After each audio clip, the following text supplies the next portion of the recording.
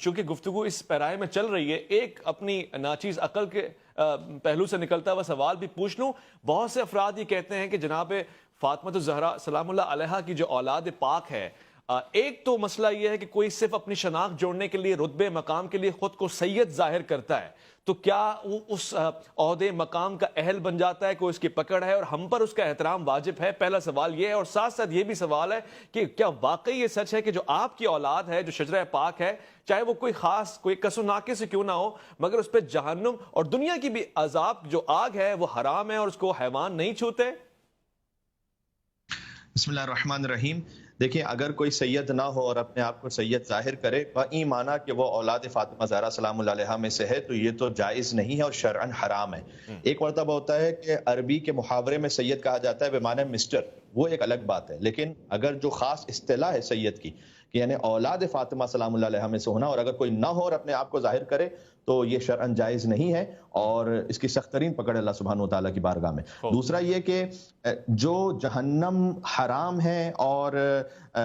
دنیا کے جانور اسے نقصان نہیں پہنچا سکتے جو اولاد سیدہ میں سے ہو، وہ ان کی وہ اولاد طاہرہ ہے کہ جنہیں اللہ سبحانہ و تعالیٰ نے حجت بنا کے بھیجا تھا، جن کے آپ نے نام بھی لیے، امام زین العابدین علیہ السلام، امام محمد باقر علیہ السلام، امام جعفر صادق علیہ السلام، حضرت امام مہدی عجل اللہ تعالیٰ فرجہ الشریف۔ یہ وہ ان کی معصوم حجتیں ہیں اللہ سبحانہ و تعالیٰ کی جانب سے، یہ ان کے لیے ہے۔ ورنہ اگر کوئی اور دوسرا سید ہے، اس کے لیے دونوں طرح کی روایات ہیں۔ اولاد زہرا ہونے کی وجہ سے ہم پر یہ ہے کہ ہم ان کا احترام کریں، لیکن ان کی ذمہ داری بھی دوہری ہے کہ وہ اس نسبت کو نبھائیں۔ بلکہ امام رضا علیہ السلام کے جو امام 8ویں امام ہیں اور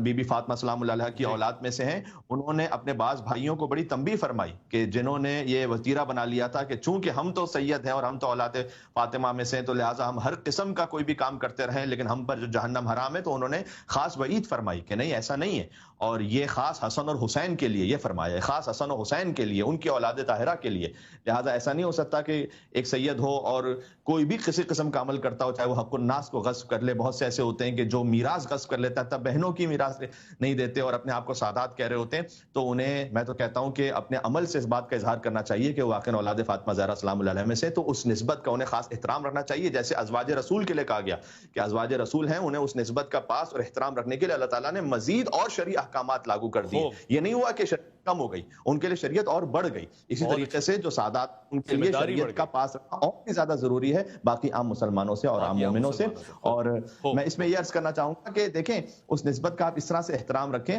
کہ ایک روایت ہے بہت خوبصورت، اور وہ ہے زوج رسول حضرت عائشہ رضی اللہ عنہا سے، اور احمد بن سنان کرمانی دمشقی نے اسے لکھا ہے الاخبار الدول والآثار الاول فی تاریخ جلد نمبر 1 صفحہ نمبر 256 پر کہ کننا نخیط ونغزل وننظم الابر باللیل فی ضوء وجہ فاطمہ۔